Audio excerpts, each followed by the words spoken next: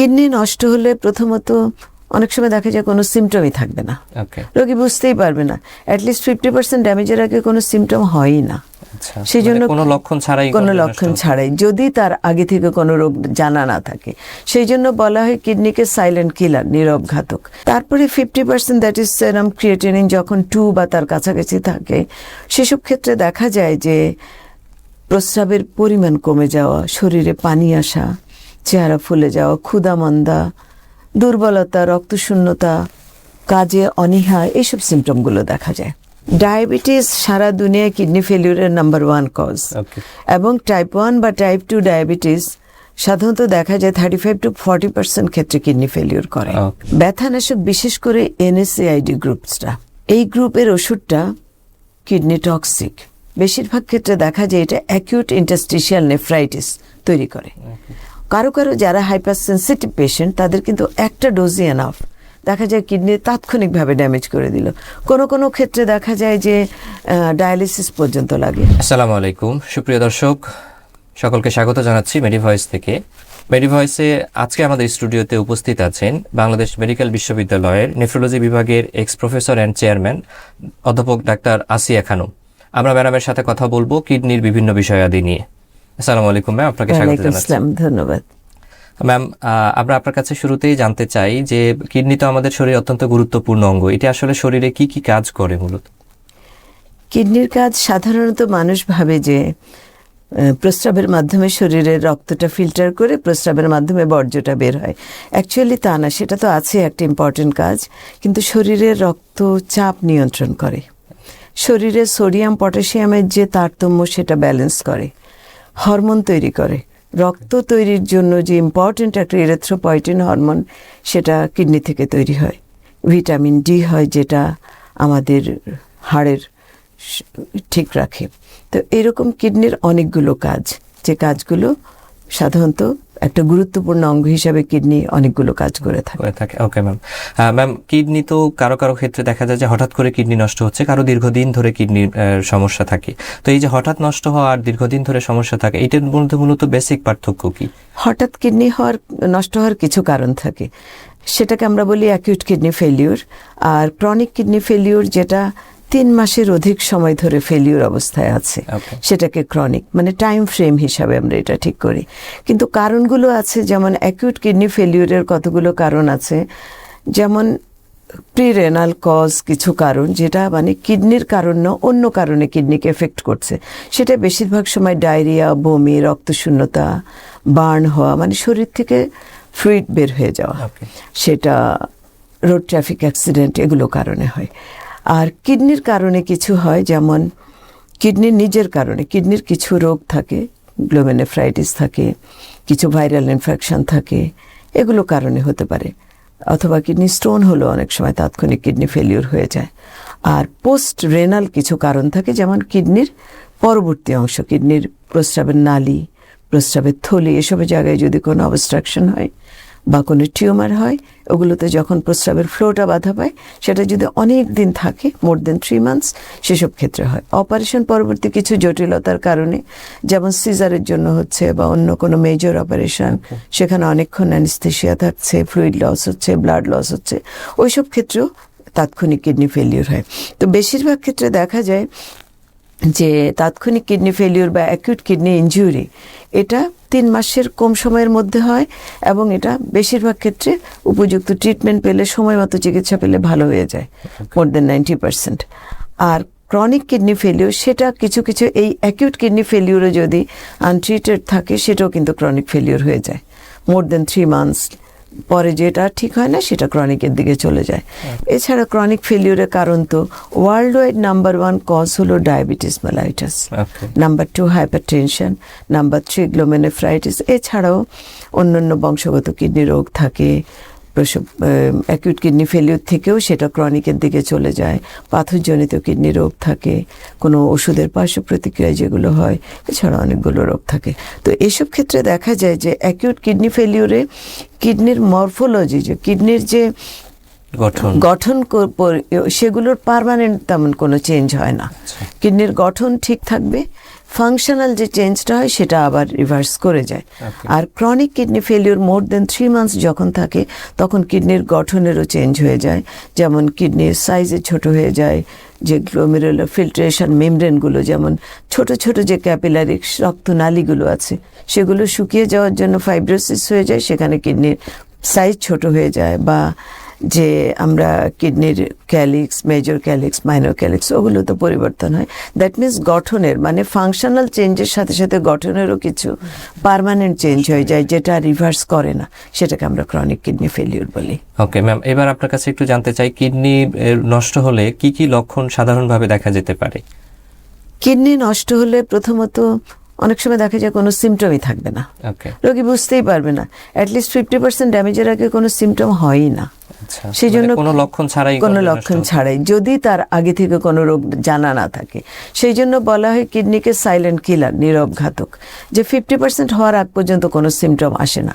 তারপরে 50% that is serum creatinine যখন 2 বা তার কাছাকাছি থাকে, সেসব ক্ষেত্রে দেখা যায় যে প্রস্রাবের পরিমাণ কমে যাওয়া, শরীরে পানি আসা, চেহারা ফুলে যাওয়া, ক্ষুধা-মন্দা, দুর্বলতা, রক্তশূন্যতা, কাজে অনীহা, এইসব সিমটমগুলো দেখা যায়। ওকে ম্যাম, এবার আরেকটু স্পেসিফিক জানতে চাই, প্রস্রাবের আসলে কি কি পরিবর্তন হলে একজন ধারণা করতে পারে যেটা কিডনি রিলেটেড কিছু হতে পারে? হ্যাঁ, প্রস্রাবে কিডনির রিলেটেড কিছু, যেমন বয়স ভেদেও কিন্তু চেঞ্জ হয়। খুব ছোট বাচ্চাদের 1 থেকে 1 বছর বা আরও কম বয়সের বাচ্চাদের, বা 5-6 বছর, 7-8 বছর পর্যন্ত খুব ফুলানি আসে, প্রস্রাব কমে যায় বা বন্ধ হয়ে যায়, সেটা নেফ্রোটিক সিনড্রোম একটা। মানে প্রস্রাব পরীক্ষা দিয়ে আমরা বুঝতে পারি যে প্রস্রাব পরিমাণ কমে গেল, প্রস্রাবে ফেনা হচ্ছে বা প্রস্রাব জমে যাচ্ছে, এইসব ক্ষেত্রে দেখা যায় নেফ্রোটিক সিনড্রোম, প্রোটিন বের হয়ে যাচ্ছে, অ্যালবুমিন যাচ্ছে ইউরিনের সাথে, এটা দেখে প্রস্রাব। এছাড়া প্রস্রাবে যদি ব্লাড যায়, হয়তো চোখে দেখা যাচ্ছে না কিন্তু মাইক্রোস্কোপিতে দেখা যায়, সেসব ক্ষেত্রে কিছু কিছু ক্ষেত্রে ম্যাক্রোস্কোপিকেও দেখা যায়, যে খালি চোখে দেখা যায়, কিছু কিছু গ্লোমেরুলার কারণে কিন্তু প্রস্রাবে ব্লাড যায়, যেমন আইজিএ নেফ্রোপ্যাথি আছে, মেসেঞ্জার ক্যাপিলারি আছে, মেসেঞ্জার প্রলিফেটিভ, এগুলোতে সাধারণত ব্লাড যায়। এছাড়া ইনফেকশন জনিত কিছু কারণে, যেমন পোস্ট ইনফেকশন, সেসব ক্ষেত্রেও কিন্তু ব্লাড যাবে। ওকে, এছাড়া কিডনি রোগের ধরেন ইউরিন ইনফেকশন হলেও কিন্তু প্রস্রাবে ব্লাড যেতে পারে, পাথরজনিত রোগে ব্লাড যেতে পারে, প্রোস্টেট বড় হয়ে গেলে বা ব্লাডার টিউমার থাকলে, ক্যান্সার থাকলে, সেসব ক্ষেত্রে বড় হতে পারে। ওকে ম্যাম, আপনি লক্ষণে বলছিলেন যে প্রস্রাবে ফেনা হতে পারে, আমি আরেকটু বিস্তারিত জানতে চাই এটা সম্পর্কে, যে কখন ফেনা হওয়াটা আমরা স্বাভাবিক ধরে নিব? না, স্বাভাবিক আমরা পরীক্ষা না করে আমরা স্বাভাবিক বলবো না। আচ্ছা, কারণ একটা ছোট বাচ্চার অ্যালবুমিন যায়, সেখানে ফেনা হচ্ছে, প্রোটিন যাচ্ছে, ফ্রোদি হচ্ছে, সেটা একটা ডেফিনিট কারণ। যখন একটা বয়স্ক মানুষের ডায়াবেটিস আছে, তার কিন্তু ফেনা হতে পারে, আচ্ছা, ফসফেট বের হচ্ছে, অ্যালবুমিন বের হচ্ছে, তার ফেনা হতে পারে। কিছু কিছু ক্ষেত্রে যেমন ইনফেকশনও অনেক সময় ফেনা হতে পারে। আচ্ছা, কিছু কিছু ক্ষেত্রে দেখা যায় যে কোনো কারণ ছাড়া যদি ইউরিনে ফসফেট বেশি যায়, সেসব ক্ষেত্রে ফেনা হতে পারে। সেটা পরীক্ষা নিরীক্ষা করে আমাদের বলতে হবে যে অ্যাকচুয়ালি কোনো রোগ, কিন্তু কখনো কখনো কোনো রোগ ছাড়াও যেতে পারে। আচ্ছা, আচ্ছা, ওকে ম্যাম, ধন্যবাদ। ম্যাম, সকালের দিকে চোখের পাতা ফুলে যায় অথবা পা যদি এরকম ফুলে যায়, তো সেটা কি কিডনির সাথে সম্পর্কিত কিছু কিনা? সকালের দিকে পা, চোখের পাতা কিন্তু একসাথে ফুলবে না। আচ্ছা, সাধারণত কিডনি রোগে যেটা নেফ্রোটিক সিনড্রোম, দ্যাট ইজ কিডনির ছাঁকনি দিয়ে প্রোটিন বের হয়ে যাচ্ছে, অ্যালবুমিন। তা আপনি তো জানেন যে একটা অ্যালবুমিন আমাদের শরীরে যে রক্তনালীর যে অনকোটিক প্রেশার, যেটাকে আমরা বলি যে রক্ত চলাচল এবং এই প্রেশারটা ধরে রাখে, সেটা যখন কিডনির যে ছাঁকনি দিয়ে প্রোটিনটা বের হয়ে যাওয়ার ফলে সেই প্রেশারটা থাকে না, যেটা দিয়ে আমরা কিডনির ছাঁকনির যে রক্তনালীগুলো, তার ভিতরে অ্যালবুমিনটা ধরে রাখা। তো প্রোটিনটা যখন বের হয়ে যায়, সেখানে পানির সাথে চলে যায়। তো চোখের পাতাটা অ্যাকচুয়ালি খুব লুজ স্কিন, এই জায়গাটা শুয়ে থাকলে ওই ডিপেন্ডেন্ট জায়গাটা পানি আসে, পিছনেও আসতে পারে, পিছনে কোমরের দিকে শুয়ে থাকলে, আর দাঁড়ালে তখন পায়ে পানি আসে, সেটা কিডনির জন্য। কিন্তু কিডনির নেফ্রোটিক সিনড্রোম একটা কারণে আসতে পারে, আর কিডনি ফেলিউর আরেকটা কারণে হবে। যেমন কিডনি যখন ড্যামেজ হয়ে যায়, তখন তার ফিল্ট্রেশন রেটটা কমে যায়, কিডনির যে ছাঁকনির কাজ কমে যায়, সেগুলো ফাইব্রোসিস হয়ে যায়। তখন আবার এক্সট্রা ফ্লুইড খেলে সোডিয়াম এবং সল্ট অ্যান্ড ওয়াটার সেটা জমে থাকে শরীরে, কিডনি বের করতে পারে না, সেটার জন্য ওভারলোডের জন্য সেটা হচ্ছে। আচ্ছা, এটা হলো কিডনি রোগের জন্য যেভাবে পানি আসে। ওকে ম্যাম, বারবার বমি বমি ভাব, দুর্বলতা বা ক্ষুধামন্দা এগুলো কি কিডনি রোগের সাথে সম্পর্কিত? সব সময় না, যদি কিডনি ফেলিওর, ওই যে বললাম যে মোর দেন 50% ড্যামেজ হলে বা আরো কারো কারো ক্ষেত্রে আরো অ্যাডভান্স স্টেজে, তখন বমি বমি ভাব হয়। যেমন ইউরেমিয়া একটা যে কিডনির টক্সিক জিনিসগুলো, এটা কিন্তু শরীরে খাদ্যনালী প্রত্যেকটা জায়গায় জমে। যখন খাদ্যনালীতে বা বিভিন্ন জায়গায় জমে যায়, তখন এই খাবারের অরুচি, খেতে পারে না, তারপরে রক্তশূন্যতা, সব কিছুর জন্য সবকিছু অ্যাজ এ হোল একটা দুর্বলতা, বমি ভাব, এই সিমটমগুলো হতে পারে। কিন্তু সব সময় তা না, কিডনি রোগ থাকলেই যে হবে এমন কোনো কথা নেই, কিন্তু আর্লি স্টেজে এগুলো কোনো সিমটম দেখা যায় না। ওকে ওকে ম্যাম।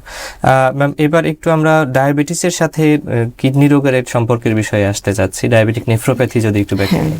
ডায়াবেটিস সারা দুনিয়ায় কিডনি ফেলিউরের নাম্বার 1 কজ, এবং টাইপ 1 বা টাইপ 2 ডায়াবেটিস সাধারণত দেখা যায় 35 to 40% ক্ষেত্রে কিডনি ফেলিউর করে। ওকে, তো বিশাল ব্যাপার, বিশাল ব্যাপার, মানে নিয়ারলি হাফ। তো দেখা যায় যে কিডনি যে ডায়াবেটিস কিডনি ড্যামেজটা করে, এটা 5টা স্টেজ থাকে। ওকে, ফার্স্ট স্টেজটা শুধু প্রস্রাব বেশি হবে, মানে ফিল্ট্রেশনটা বেশি হচ্ছে। সেকেন্ড স্টেজে কোনো ফিল্ট্রেশন বেশি হবে, কিন্তু ইনিশিয়ালি যে নর্মাল একটা মানুষের যে গ্লোমেরুলার ফিল্ট্রেশন দিয়ে, যেটা দিয়ে আমরা মেজার করি, সেটা 60 to 90-কে নর্মাল ধরা হয়, কারো কোনো কোনো ক্ষেত্রে 100-120 পর্যন্ত ধরে। কিন্তু ডায়াবেটিসের ক্ষেত্রে এটা দেখা যায় 150 পর্যন্ত হয়ে যায়। এটা মানে ফার্স্ট স্টেজ যে কিডনি এফেক্ট করছে। সেকেন্ড স্টেজে দেখা যায় যে এই ফিল্ট্রেশনটা কিছুটা কমে আসে, তখন প্রোটিনিউরিয়া দেখা যেতেও পারে, নাও যেতে পারে, মানে ইউরিনে প্রোটিন যেতেও পারে, নাও যেতে পারে। এই দুইটি স্টেজ। স্টেজ 3 যেটা, সেখানে কিন্তু প্রোটিন লিক করা শুরু হয়ে যায়, কিন্তু সেই প্রোটিনটা আবার কনভেনশনাল মেথডে দেখা যাবে না, সেটা মাইক্রো অ্যালবুমিন। এই স্টেজ পর্যন্ত কিন্তু যদি আমরা মানে রেগুলার ফলো আপ করি, স্টেজ পর্যন্ত কিছুটা রিভার্স করা যায় অথবা হল্ট করা যায়, রোগটাকে থেমে রাখা যায়। কিন্তু স্টেজ 4 হয়ে গেলে তখন ক্রিয়েটিন বাড়তে থাকে, প্রেশার বাড়তে থাকে। স্টেজ 3-তেও প্রেশার হতে পারে, নাও হতে পারে। তারপরে ইউরিয়া টক্সিক জিনিসগুলো, প্রোটিন ইউরিয়া এমনিতেই দেখা যাবে, নর্মাল মেথডেই বের হবে। আর স্টেজ 5 তো মানে সিভিয়ার রেনাল ফেলিউর, যেটাকে আমরা এন্ড স্টেজ বলি।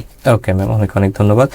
ম্যাম, এবার একটু আমরা জানতে চাই যে উচ্চ রক্তচাপের সাথে কিডনি রোগের কোনো সম্পর্ক আছে? হ্যাঁ, কিডনি রোগের সাথে এটা বোথ ওয়ে রিলেটেড। যেমন হাই প্রেশার কিডনিকে ড্যামেজ করে, আবার কিডনি ড্যামেজ প্রেশার তৈরি করে। আচ্ছা, যেমন হাই প্রেশার কিভাবে করে, লং স্ট্যান্ডিং প্রেশার যদি থাকে, ধরেন কারো more than 10 years 15 years high pressure control থাকলো না, অথবা অ্যাক্সিলারেটেড হাইপারটেনশন, মানে যেটা অ্যাকিউট ইমার্জেন্সি যে হাইপারটেনশনটা, সেই হাইপারটেনশন থাকলে সেখানে তো টার্গেট অর্গান ড্যামেজ করে। আর যদি নর্মাল হাইপারটেনশন, যে এসেনশিয়াল হাইপারটেনশন যেটা, সেটা লং ডিউরেশন থাকে, তখন দেখা যায় যে গ্লোমেরুলার যে ফিল্টার করে যে ক্যাপিলারিগুলো, ওগুলো ইনজুরি করে ফেলে। ইনজুরি করে ফেলার ফলে গ্লোমেরুলার স্ক্লেরোসিস হয়ে যায়, মানে ওগুলো ফাইব্রোসিস হয়ে যায়, ওগুলো ফাংশন করে না। তখন দেখা যায় যে শরীরে সল্ট এবং ফ্লুইড রিটেনশন করে, তখন কিডনি ফিল্টার করতে পারছে না, হাইপোক্সিয়া হচ্ছে, রেনিন অ্যাঞ্জিওটেনসিন সিস্টেম একটা মেকানিজম তৈরি হয়ে যায়, তখন ওটা শরীরে সল্ট অ্যান্ড ফ্লুইড রিটেন করে দেয়, যে কারণে রেনিন ডিপেন্ডেন্ট যে হাইপারটেনশনটা তখন তৈরি হয়ে যায় হাইপারটেনশন। কিন্তু এছাড়া আবার অন্যদিকে, যেমন একজন নর্মাল মানুষ, তার কিডনি ফেলিউর তৈরি হলো, তার গ্লোমেনেফ্রাইটিস হলো কোনো কারণে, কি পোস্ট স্ট্রেপ্টোকক্কাল একটা গ্লোমেনেফ্রাইটিস হলো, অ্যাকিউট হোক, বা তার পোস্ট ভাইরাল একটা গ্লোমেনেফ্রাইটিস হলো, যাই হলো, তখন সে কিডনির যে প্যারেনকাইমা, যে তার গ্লোমেরুলাগুলো ইনভলভ করে, সেটা আবার হাইপারটেনশন করে দেয় সেই রেনিন অ্যাঞ্জিওটেনসিন সিস্টেম মেকানিজমে। ওকে, মানে প্রেসারের কারণে কি, প্রেসারের কারণে কি বোথ ওয়ে হচ্ছে, আবার প্রেসার কিডনিকে খারাপ করছে। ওকে, বুঝতে পারছি। ম্যাম, ব্যথার ওষুধ দীর্ঘদিন খেলে কিডনির আসলে কি কি সমস্যা হতে পারে? ব্যথানাশক, বিশেষ করে NSAID গ্রুপসটা, এই গ্রুপের ওষুধটা কিডনি টক্সিক। বেশিরভাগ ক্ষেত্রে দেখা যায় এটা অ্যাকিউট ইন্টারস্টিশিয়াল নেফ্রাইটিস তৈরি করে।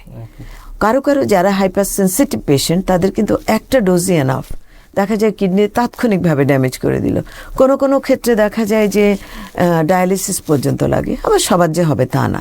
কিন্তু অনেক দিন ধরে যদি এই NSAID গ্রুপটা পেইন কিলারটা খাওয়া হয় বা তার চেয়ে মানে এই জাতীয় ওষুধগুলো, তখন দেখা অথবা কেটোরালা গ্রুপের এই ওষুধগুলো দেখা যায় ইন্টারস্টিশিয়ালটা নষ্ট করে দেয়, ইন্টারস্টিশিয়াল নেফ্রাইটিস তৈরি করে কিডনি ফেলিওর করে দেয়। কিন্তু যদি আর্লি ট্রিটমেন্ট করা হয় দেখা যায় যেটা তার মানে অ্যাকিউট যে ফেলিওরটা হয় সেটা আবার ট্রিটমেন্টে রিভার্স হয়ে যায় ম্যাক্সিমাম ক্ষেত্রে। ওকে ম্যাম, আমরা ডায়াবেটিস সম্পর্কে জানলাম, উচ্চ রক্তচাপ সম্পর্কে জানলাম, এই দুটা ছাড়া অন্যান্য আর কোনো রোগ কি আছে যেটা কিডনি রোগের সাথে সম্পর্কিত? আমাদের দেশে যেটা নাম্বার 1 কজ গ্লোমেরুলাইটিস, ওয়ার্ল্ড ওয়াইড এটা 3 নাম্বার কজ, কিন্তু আমাদের দেশে গ্লোমেরুলাইটিস যেমন কয়েকটা কারণ আছে, বাচ্চাদের যেমন মিনিমাল চেঞ্জ গ্লোমেরুলাইটিস বেশি হয়, কিন্তু অন্যান্য গ্লোমেরুলাইটিসও হবে। বয়স্কদের যেগুলো হয় যেমন mesangial proliferative membranous nephropathy, IgA nephropathy, mesangial capillary glomerulitis, এগুলো হচ্ছে। এগুলো কিন্তু কিডনি ফেলিউরের নাম্বার 50% ক্ষেত্রে আমরা পেশেন্টরা গ্লোমেরুলাইটিস ছোটবেলায় থাকে হয়তো বাচ্চাদের, লং ডিউরেশন কোনো ফলো আপ হয় না, সেটা দেখা যায় 10 to 25% ক্ষেত্রে সেগুলো chronic renal failure after 15-20 years পরে হয়। ম্যাম, যাদের কিডনির সমস্যা আছে তাদের ডাক্তারের কাছে আসলে দেখা যায় যে সেরাম ক্রিয়েটিনিন, EGFR এই পরীক্ষাগুলো করতে দেওয়া হয় খুব কমনলি। ম্যাম, এই পরীক্ষাগুলো আসলে কেন গুরুত্বপূর্ণ? সবচেয়ে প্রথম একটা ইউরিন টেস্ট, খুব সিম্পল এবং খুব সস্তা, যেটা ইউরিন টেস্ট দিয়েও কিন্তু বলা হয় ইউরিন দিয়ে আমরা কিডনির অনেক রোগ বের করে ফেলি। প্রোটিন যাচ্ছে তার মানে কিডনিতে গ্লোমেরুলাইটিস, কতগুলো ডিফারেন্সিয়াল ডায়াগনোসিস চলে আসে। তার সাথে যদি ডায়াবেটিস যাচ্ছে তার মানে ডায়াবেটিক নেফ্রোপ্যাথি হচ্ছে। ইউরিনে ব্লাড গেলে, প্রোটিন গেলে আমরা গ্লোমেরুলাইটিস ভাবি। আবার কোনো একটা ইনফেকশনের পরে যখন যাচ্ছে আমরা ধরে নিই যে পোস্ট ইনফেকশাস এটা কিন্তু একটা ইউরিন দিয়ে আমরা অনেকগুলো পেয়ে গেলাম। তারপরে ব্লাডের মধ্যে আসেন, যদি ব্লাডে আমরা অ্যানিমিয়া পাই, রক্ত শূন্যতা, রক্ত তৈরি হচ্ছে না, সেখানেও আমরা একটা কিডনি রোগ ধারণা করি। তারপরে সেরাম ক্রিয়েটিনিন হলো কিডনি দিয়ে নর্মালি কিন্তু ফিল্টার হয় না এটা, কিন্তু কিডনি রোগের বেলায় এটা প্রোডাকশন বেশি হয়ে যায়, সেটা আমরা কিডনি দিয়ে মানে ফিল্টারেশনে বের হয়ে যায়, ইউরিয়া বের হয়ে যায়। সেই জন্য এটা একটা প্যারামিটার, নর্মাল মানুষের কিন্তু এটা হচ্ছে না, বা নর্মালি এটা যেটুকু ফিল্টারে ওইটা অ্যাবজর্ব হয়ে যায়, কিন্তু কিডনি ফেলিওর ওটা হচ্ছে না। আর EGFR হলো কিডনির যে ক্রিয়েটিনিন একটা প্যারামিটার যে কিডনি খারাপ, যেমন আপনি ইউরিয়া, ক্রিয়েটিন, ইলেকট্রোলাইটস। EGFRটা হলো টোটাল কিডনির ফাংশনটা আমরা দেখছি।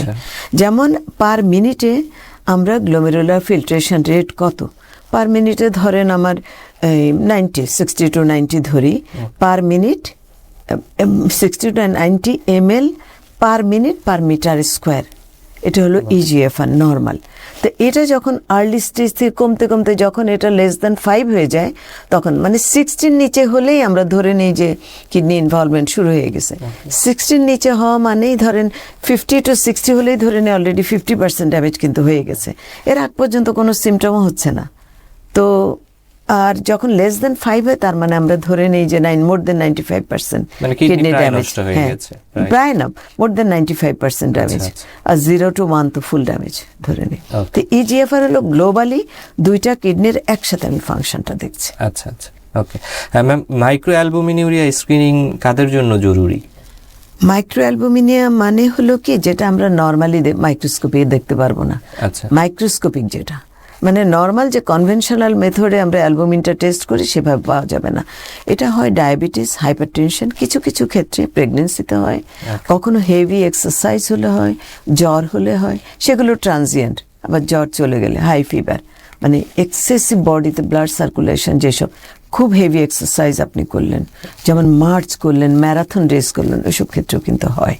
তো কিন্তু বেশি important diabetes mellitus and hypertension regular, কারণ মাইক্রোঅ্যালবুমিনিয়ার ইম্পর্টেন্সটা হলো কি, আপনি যদি ডায়াবেটিসে করেন, একটা মানুষ নর্মাল, তার এভরিথিং ইজ নর্মাল, কিন্তু তার একটু দিস ইজ আ ওয়ার্নিং যে আপনি এই স্টেজে যদি তাকে strict control of diabetes, pressure এবং মাইক্রোঅ্যালবুমিনিয়া কমার জন্য ওষুধ আছে সেগুলো দেন, তাহলে কিন্তু কিডনি ফেলিওরটা প্রোগ্রেস করবে না।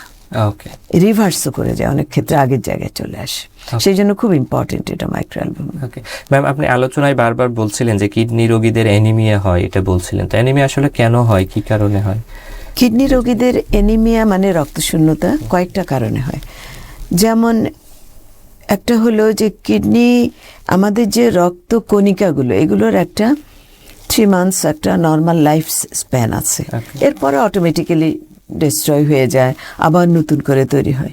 কিন্তু কিডনি রোগের কারণে যে ইউরিয়ার মানে ব্লাড ইউরিয়ার কারণে যে রক্তে যে একটা ইউরেমিক এনভায়রনমেন্ট, এটা কিন্তু টক্সিক একটা এনভায়রনমেন্ট, এতে ওই রক্ত কণিকাগুলো ফ্র্যাজাইল হয়ে যায়, ভেঙে যায়, নর্মাল লাইফ পর্যন্ত চলতে পারে না, তার আগে ভেঙে যায়, এটা একটা কারণ। 2 নাম্বার মোস্ট ইম্পর্টেন্ট, যে এরিথ্রোপয়েটিন বলে কিডনি একটা হরমোন তৈরি করে, যেটা আমাদের রক্ত তৈরি করে, সেটা করতে পারে না।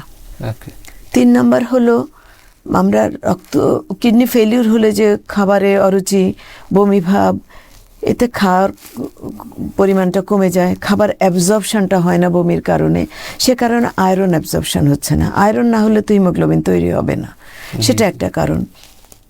আরেকটা কারণ হলো বারবার রক্ত পরীক্ষা করতে হয়, এতেও তো অনেক ব্লাড লস হয়, এগুলো মাল্টিপল কারণে যে অ্যানিমিয়া তৈরি হয়ে যেতে পারে। ওকে ম্যাম, ম্যাম কিডনি রোগের সাথে হাড়ের কোনো সম্পর্ক আছে কিনা? হাড়ের রোগের, হ্যাঁ, হাড়ের সম্পর্ক আছে।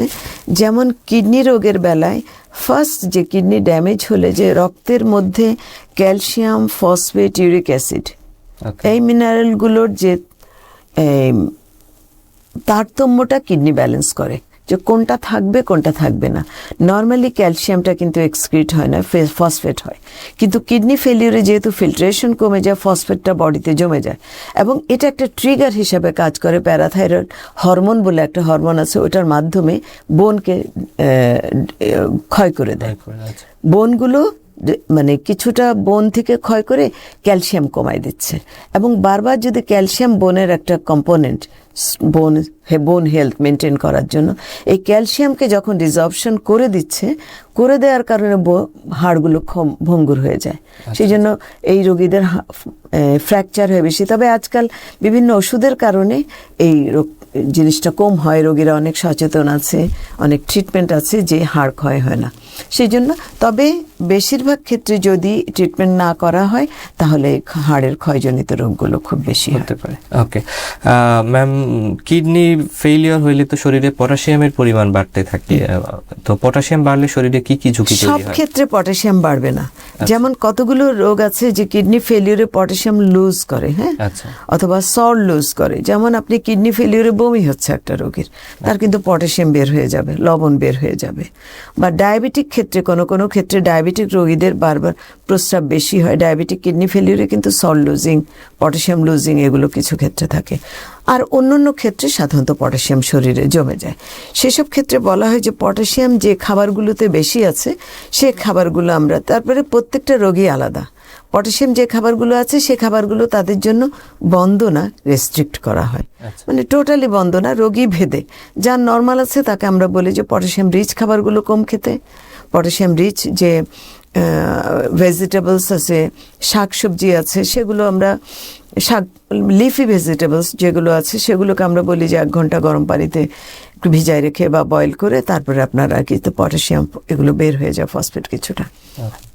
আর ডাবের পানি, তারপরে ধরেন কলা, সাইট্রাস, টক ফলগুলো, এগুলো সবগুলো থেকে অনেক সময় পটাশিয়াম থাকে। তো কোনো ক্ষেত্রে যার কমে যায় তাকে আমরা বলি একটু বেশি করে খান কিছুদিন, লেভেল হওয়া পর্যন্ত।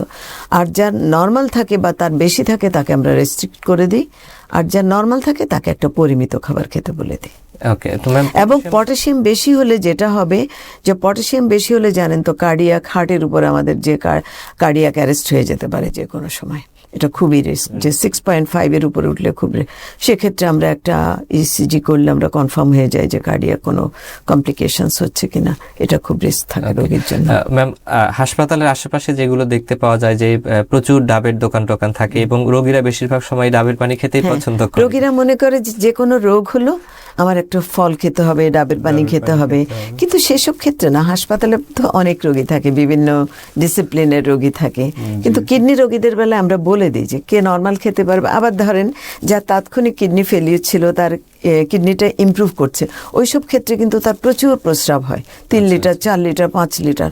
ওইসব ক্ষেত্রে দেখা যায় সল্ট, সোডিয়াম, পটাশিয়াম দুইটাই লস হচ্ছে। ওইসব ক্ষেত্রে আমরা বলি একটু বেশি করে খেতে। আচ্ছা আচ্ছা। সেটা আবার মানে প্রত্যেকটা পেশেন্টই আলাদাভাবে থাকে, রোগী অবস্থার উপর নির্ভর করে। ওকে ওকে, বুঝতে পারছি। ম্যাম, সুস্থ মানুষদেরও কি অন্তত বছরে 1বার বা 2বার কিডনি পরীক্ষা করার প্রয়োজন আছে? যার ফ্যামিলি হিস্ট্রি আছে, ডায়াবেটিস, হাই প্রেশার, ফ্যামিলিতে কিডনি রোগ, বংশগত কিডনি রোগ, এগুলো যার থাকবে তাকে করতে হবে, কিন্তু একটা বয়সের পরে। আর যার সিমটম থাকবে তাকে তো করতেই হবে। ওকে। আর যার ছোটবেলায় ধরেন হিস্ট্রি আছে গ্লোমেনেফ্রাইটিস, 5-6 বছর ভালো আছে, তাকে অ্যাটলিস্ট বছর 1বার। আমরা তো জানি না কখন আবার রোগটা অ্যাপিয়ার করবে। ম্যাম, কিডনি সুস্থ রাখার ক্ষেত্রে কোন কোন অভ্যাসটা খুব জরুরি দৈনন্দিন জীবনে?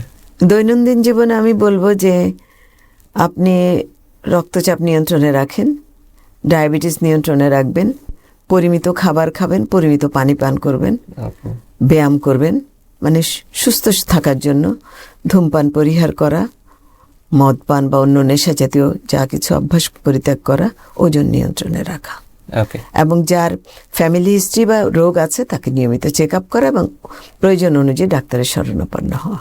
ওকে ম্যাম, ইয়াং এজ বা মধ্য বয়সে অনেকে আছে যারা হচ্ছে প্রচুর এক্সারসাইজ করে, তো তাদের ক্ষেত্রে আপনি কি পরামর্শ দিবেন? আমরা এরকম রোগী কিন্তু অনেক পেয়ে যাই, যেমন এক্সেসিভ এক্সারসাইজ, ওতে হয় কি মাসেল ব্রেকডাউন হয়, এটাকে র্যাবডোমায়োলাইসিস বলে।